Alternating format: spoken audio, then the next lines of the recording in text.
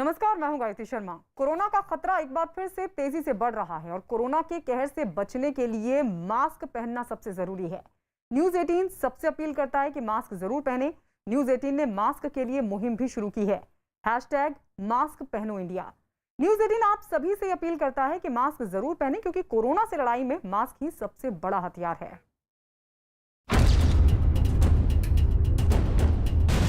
क्या हम 11 अप्रैल से 14 अप्रैल पूरे अपने राज्य में टीका उत्सव मना सकते हैं?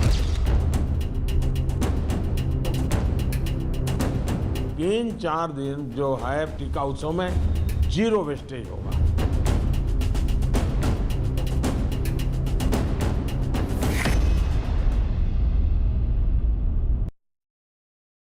आज से देश में टीका उत्सव का आगाज हुआ है। इस वक्त कोरोना से लोगों को बचाने के लिए भारत समेत दुनिया भर में वैक्सीनेशन अभियान चलाया हुआ है।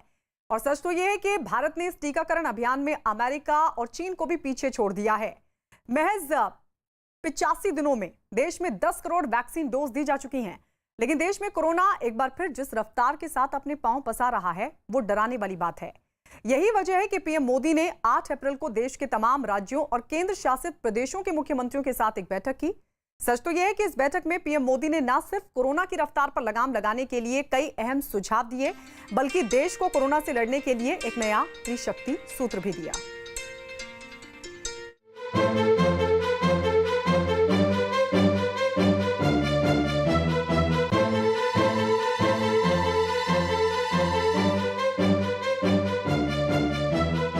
मेरी नौजवानों से विशेष अपील है, 45 साल के ऊपर के जो लोग हैं उनको वैक्सीन लगाने के लिए मदद करिए। ज्यादा से ज्यादा एलिजिबल लोगों को वैक्सीनेट करें। कोरोना पर पीएम मोदी का नया मंत्र।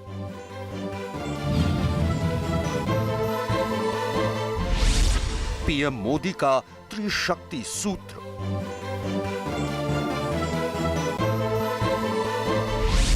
ट्रिपल-T से हारेगा कोरोना।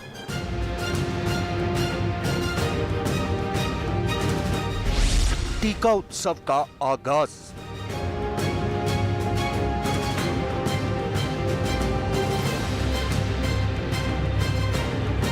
मैं देश के युवाओं से भी आग्रह करूंगा कि आप अपने आसपास के भी 45 साल के ऊपर के जो लोग हैं उनको वैक्सीन लगाने के लिए मदद करिए। मेरी नौजवानों से विशेष अपील है, आप हेल्दी हैं, सामर्थ्यवान हैं, आप बहुत कुछ कर सकते हैं। आज 11 अप्रैल है और आज से देश में टीका उत्सव का आगाज हो रहा है। 11 अप्रैल को भारत के महान समाज सुधारक महात्मा ज्योतिराव गोविंदराव फूले की जन्म जयंती के तौर पर भी मनाया जाता है। और प्रधानमंत्री नरेंद्र मोदी ने 8 अप्रैल को ही 11 अप्रैल से लेकर 14 अप्रैल यानी बाबा साहब भीमराव अंबेडकर की 130वीं जयंती तक देश में कोरोना के खिलाफ टीका उत्सव मनाने का आह्वान कर दिया था। इसका मकसद ज्योतिबा फूले और बाबा साहब को श्रद्धांजलि देने के साथ साथ देश के कोरोना वैक्सीनेशन की रफ्तार को और तेज करने का भी है। पीएम मोदी ने ये आह्वान 8 अप्रैल को देश के तमाम मुख्यमंत्रियों के साथ हुई एक वर्चुअल मीटिंग के दौरान किया था। उन्होंने सभी राज्यों के मुख्यमंत्रियों से अपील की थी कि 11 अप्रैल से 14 अप्रैल तक एक ऐसा वैक्सीनेशन प्रोग्राम चलाया जाए जिसमें ज्यादा से ज्यादा लोगों को टीका लगाया जा सके, और वो भी बिना वैक्सीन वेस्टेज के।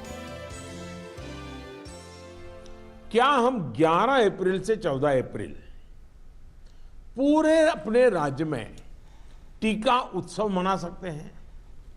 एक पूरा वातावरण क्रिएट कर सकते हैं टीका उत्सव का। एक विशेष अभियान चलाकर हम ज्यादा से ज्यादा एलिजिबल लोगों को वैक्सीनेट करें।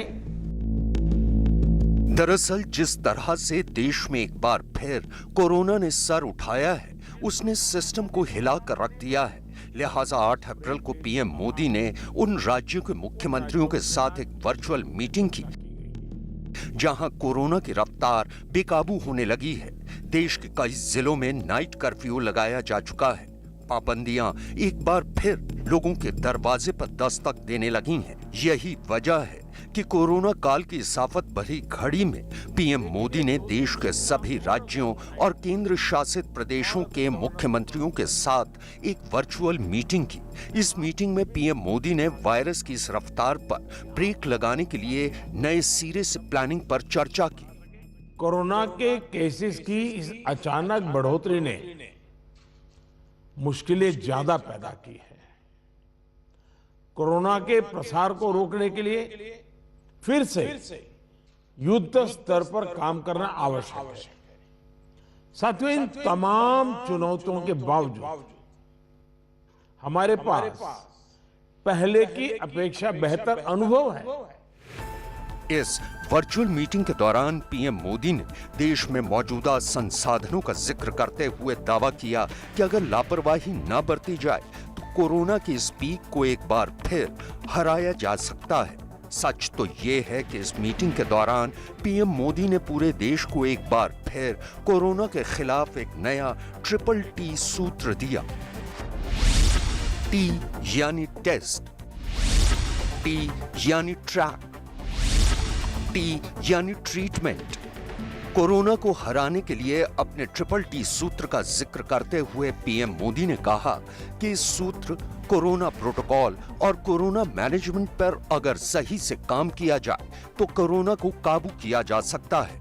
इतना ही नहीं, पीएम मोदी ने एक बार फिर इस बात पर जोर दिया कि वैक्सीनेशन के बावजूद लोग लापरवाही न बरतें और मास्क को ही कोरोना के खिलाफ सबसे बेहतर हथियार के तौर पर इस्तेमाल करें। पीएम मोदी की इस अपील पर न्यूज 18 इंडिया ने भी कोरोना के खिलाफ जारी इस जंग के दौरान अपने तमाम दर्शकों को जागरूक बनाने और उन्हें मास्क पहनने की अपील करते हुए बाकायदा एक मुहिम चलाई हुई है। हमें लोगों को ये बार बार बताना होगा कि वैक्सीन लगने के बाद भी मास्क वगैरह जो प्रोटोकॉल्स है उसका पालन और अनिवार्य है। इंडिविजुअल लेवल पर लोगों में मास्क और सावधानी को लेकर जो लापरवाही आई है उसके लिए फिर से जागरूकता जरूरी है। सच तो ये है कि प्रधानमंत्री नरेंद्र मोदी ने 1 मार्च को कोरोना के खिलाफ टीकाकरण अभियान के तीसरे चरण की शुरुआत में ही वैक्सीन की पहली डोज लगवाई थी। पीएम मोदी ने 1 मार्च की सुबह एम्स पहुंचकर टीका लगवाया था। पीएम मोदी ने ICMR यानी भारतीय आयुर्विज्ञान अनुसंधान परिषद और भारत बायोटेक के संयुक्त प्रयासों से विकसित कोविड वैक्सीन कोवैक्स लगवाई थी। कोरोना वैक्सीनेशन के नियमों के मुताबिक किसी भी व्यक्ति को एक ही ब्रांड की वैक्सीन की ही दूसरी डोज लेनी होती है। ऐसा नहीं हो सकता कि पहली डोज किसी एक ब्रांड की और दूसरी डोज किसी दूसरे ब्रांड की ली जाए। लिहाजा 8 अप्रैल को यानी अपनी पहली वैक्सीन डोज के 38 दिन बाद पीएम मोदी ने वैक्सीन की दूसरी डोज लगवाई थी और अपनी दूसरी डोज लेने के बाद प्रधानमंत्री ने देश के सभी मुख्यमंत्रियों से मीटिंग की थी। दरअसल भारत में एक बार फिर महामारी की इस डराने वाली रफ्तार के पीछे लोगों की लापरवाही को सबसे बड़ी वजह माना जा रहा है, जिसकी वजह से कई राज्यों ने नाइट कर्फ्यू लगा दिया है। लेकिन 8 अप्रैल को हुई इस मीटिंग के दौरान पीएम मोदी ने नाइट कर्फ्यू को कोरोना कर्फ्यू का नाम दिया ताकि लोग इस वायरस के खतरे को गंभीरता से लें और उन नियमों का पालन करें जिन नियमों को कोरोना काल के लिए बनाया गया है। अपने संबोधन के दौरान पीएम मोदी ने नाइट कर्फ्यू पर सवाल उठाने वाले लोगों के सवालों का जवाब भी दिया। जहां पर रात्रि कर्फ्यू का प्रयोग हो रहा है वहां मेरा आग्रह है कि उसके लिए शब्द प्रयोग हमेशा करें कोरोना कर्फ्यू, ताकि कोरोना के प्रति एक सजगता बनी रहे। कुछ लोग ये इंटेलेक्चुअल डिबेट करते हैं कि क्या कोरोना रात को ही आता है। हकीकत में दुनिया ने भी ये रात्रि कर्फ्यू के प्रयोग को स्वीकार किया है, क्योंकि हर व्यक्ति को कर्फ्यू समय होता है तो याद आता है कि हाँ, मैं कोरोना काल में जी रहा हूं और बाकी जीवन व्यवस्थाओं को कम से कम प्रभाव होता है। अपने संबोधन के दौरान पीएम मोदी ने उस दौर की याद भी दिलाई जब पहली बार देश में लॉकडाउन लगा था। प्रधानमंत्री मोदी ने कहा कि अभी हालात इतने भी नहीं बिगड़े हैं कि लॉकडाउन की नौबत आए। लेकिन हाँ, इस बात पर जोर जरूर दिया कि फिलहाल कोरोना को दोबारा फैलने से रोकने के लिए माइक्रो कंटेनमेंट जोन बनाने की जरूरत है। गत वर्ष इन दिनों में हमारे हाल क्या थे? हमारे पास टेस्टिंग लैब नहीं थे। इवन मास्क कहां से मिलेगा ये भी एक चिंता का विषय था। पीपी किट नहीं था। और उस समय हमारे लिए बचने का एकमात्र साधन बचा था लॉकडाउन, ताकि हम व्यवस्थाओं को एकदम से जितना तेजी से बढ़ा सके और वो हमारी स्ट्रेटेजी काम आई। सच तो ये है कि दिन ब दिन नए रिकॉर्ड बना रहा कोरोना वायरस उस रूप में लौटा है जो पहले से कहीं ज्यादा डराने वाला है। यही वजह है कि जहां राज्य सरकारें सख्ती करने के लिए मजबूर हैं, तो वहीं पीएम मोदी भी लोगों से लगातार इस बात की अपील कर रहे हैं कि कोरोना के खिलाफ अगर कोई सबसे कारगर हथियार है तो वो है आपकी समझदारी, आपका अनुशासन और कोरोना प्रोटोकॉल। और सच भी तो यही है कि आज लोगों को एक बार फिर कोरोना से बचाने के लिए एहतियात बरतने की जरूरत है। कोरोना काल में अभी तक भारत ने जिस तरह से लड़ाई लड़ी है, उसमें पीएम मोदी हमेशा से एक नायक के तौर पर उभरकर सामने आए हैं। आज से जब देश में टीका उत्सव की शुरुआत हुई है, तो पीएम मोदी ने देशवासियों से एक आग्रह किया है कि खुद टीकाकरण तो करवाएं ही, बल्कि दूसरों की मदद भी करें। भारत वैक्सीनेशन प्रोग्राम में 10 करोड़ का आंकड़ा पार कर चुका है, लेकिन ये पीएम मोदी की दूरदर्शिता ही है कि कोरोना की सेकेंड वेव के खतरे को भांपते हुए उन्होंने 11 अप्रैल से वैक्सीनेशन प्रोग्राम में तेजी लाने का आह्वान किया।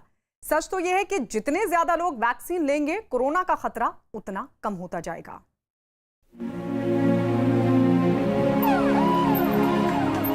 मैं इस कोरोना के कालखंड में भी एक दिन भी आपसे दूर नहीं था। मैं आपको बताता हूं कोरोना के केस कैसे बढ़ रहे हैं, अस्पताल की क्या व्यवस्था है, सामाजिक संस्थाएं किस प्रकार से काम कर रही हैं, कोई गरीब भूखा तो नहीं रहता है। हर बात में मैं सीधा जुड़ा रहता था साथियों।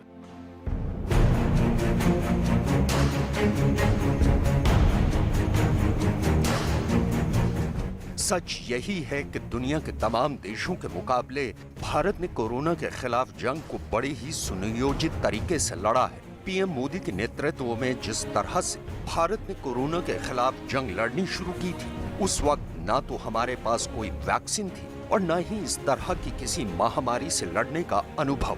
लिहाजा देश ने पहली बार 25 मार्च को अपना पहला लॉकडाउन देखा था। आज रात 12 बजे से संपूर्ण देश में संपूर्ण लॉकडाउन होने जा रहा है। दरअसल पहले लॉकडाउन का मकसद कोरोना वायरस की फैलती चेन को तोड़ना था। कोरोना काल जैसी महामारी का ये दौर मुश्किलों से भरा एक समंदर था। ना वैज्ञानिक वायरस के स्वभाव से वाकिफ थे और ना ही लोगों को इस वायरस की लहर से होने वाले नुकसान की ठीक जानकारी थी। लेकिन पीएम मोदी ने वक्त रहते न सिर्फ वायरस के खतरे को भांप लिया, बल्कि कोरोना काल की हताशा से बचाने के लिए लोगों में नई ऊर्जा भरने का संचार भी किया। मास्क, 2 गज की दूरी, हैंड सैनिटाइजेशन की हमारा एकमात्र विकल्प है। ताली, थाली और दिए जलवाकर पीएम मोदी ने कोरोना काल के अंधेरे को दूर कर लोगों में एक सकारात्मक ऊर्जा भरने की कोशिश की। इस दौरान भारत ने कोरोना को शिकस्त देने के लिए अपनी कोशिशों को कैसे तेज किया, इसको ऐसे ही समझा जा सकता है। 11 मार्च को WHO ने कोरोना को वैश्विक महामारी घोषित किया। 12 मार्च को भारत में कोरोना से पहली मौत हुई। 17 मार्च को निजी लैब्स में वायरस के टेस्ट की इजाजत दी गई। 22 मार्च को प्रधानमंत्री नरेंद्र मोदी ने जनता कर्फ्यू का ऐलान किया। 25 मार्च को 21 दिन के लॉकडाउन का ऐलान किया गया।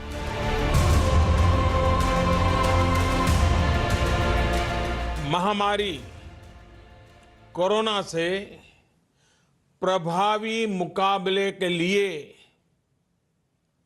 एकमात्र विकल्प है सोशल डिस्टेंसिंग। आज भारत उन चुनिंदा देशों की कतार में शामिल हो चुका है जो एक नहीं बल्कि 2 कोरोना वैक्सीन विकसित कर चुके हैं और इस वक्त पूरे देश में दुनिया का सबसे बड़ा वैक्सीनेशन प्रोग्राम चल रहा है। याद कीजिए वो तारीख जब भारत ने पीएम मोदी के नेतृत्व में कोरोना के खिलाफ अपने टीकाकरण अभियान की शुरुआत की थी। 16 जनवरी 2021 यानी वो तारीख जब कोरोना के खिलाफ महज 9 महीने के बाद ही भारत ने अपने वैक्सीनेशन प्रोग्राम की शुरुआत की थी। वैज्ञानिक, वैक्सीन रिसर्च से जुड़े अनेकों लोग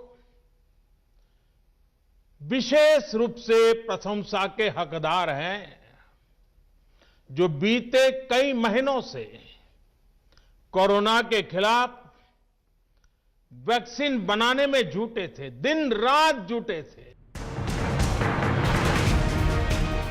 कोरोना वायरस ने दुनिया के तमाम देशों के सिस्टम हिला कर रख दिए हैं। विकसित देशों को भी कोरोना ने बहुत गहरे जख्म दिए हैं। महामारी के इस त्रासदी भरे दौर में पीएम मोदी की अगुवाई वाले भारत ने जिस रणनीति के तहत काम किया है, उसी का नतीजा है कि आज भारत दूसरे देशों के लिए भी एक नजीर बन चुका है। कोरोना काल की ये घड़ी दुनिया के बड़े बड़े देशों को जहां घुटनों पर ला चुकी थी, वहीं भारत भी हर घड़ी इस वायरस से जंग लड़ रहा था। चुनौती इस बात की भी थी कि मेडिकल इंफ्रास्ट्रक्चर को कैसे दुरुस्त किया जाए, जिसके लिए कोरोना जैसी महामारी एक बड़े सवाल की तरह थी। लेकिन यहाँ भी लॉकडाउन के बीच ही भारत ने एक चमत्कार कर दिखाया। पीपीई सूट और मास्क निर्माण के मामले में जो देश कभी शून्य पर था, उसे पीएम मोदी की नीतियों ने शिखर तक पहुंचा दिया। इस दौरान घरेलू स्तर पर 6 करोड़ से ज्यादा पीपीई किट का निर्माण किया गया, जिनमें से 2 करोड़ पीपीई किट का निर्यात किया गया। 15 करोड़ से ज्यादा N95 मास्क का निर्माण किया गया, जिनमें से 4 करोड़ मास्क निर्यात किए गए। आज देश में 1100 से ज्यादा पीपीई किट बनाने वाली कंपनियां हैं। 200 से ज्यादा N95 मास्क बनाने वाली कंपनियां काम कर रही हैं। पीपीई, मास्क और टेस्ट किट्स को लेकर भारत ने जो किया, वो सचमुच में ये एक बहुत बड़ी सक्सेस स्टोरी है। 1200 से ज्यादा मैन्युफैक्चरर हर रोज 5 लाख से ज्यादा पीपीई किट बना रहे हैं। सच तो ये है कि जहां अमेरिका और यूरोप के कई देश वैक्सीन बनाकर अपने देश में वैक्सीनेशन का काम कर रहे हैं, वहीं भारत अपने नागरिकों की वैक्सीनेशन के साथ साथ दुनिया के कई देशों की भी मदद कर रहा है। और पीएम मोदी बड़े ही सहज और सरल तरीके से इसका पूरा श्रेय मानवता की सेवा भाव को देते हैं। आज भारत अपनी बनाई वैक्सीन को दुनिया के 92 देशों को भेज चुका है। भारत ने न सिर्फ अपने पड़ोसी देशों को बल्कि एशिया के कई मुल्कों समेत अर्जेंटीना, ब्राजील, इजिप्ट और दक्षिण अफ्रीका जैसे देशों को भी वैक्सीन भिजवाई है। भारत से अभी तक 6 करोड़ 45 लाख वैक्सीन भेजी गई हैं। पिछले 20 दिनों में ही 45 लाख डोज भेजी गई। कोरोना फैलने के बाद वैक्सीन का एक्सपोर्ट रोका गया।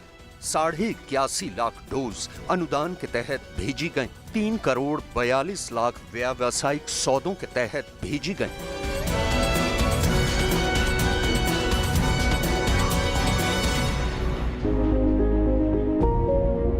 सच तो ये है कि कोरोना काल में चुनौतियां बड़ी हैं, लेकिन पीएम मोदी के प्रयासों ने हर मुश्किल को पार किया है। कोरोना काल की ये घड़ी भी कुछ ऐसी ही है जिसमें बेहिसाब मुश्किलें हैं और दूर दूर तक वायरस से बचने का कोई रास्ता नजर नहीं आ रहा था।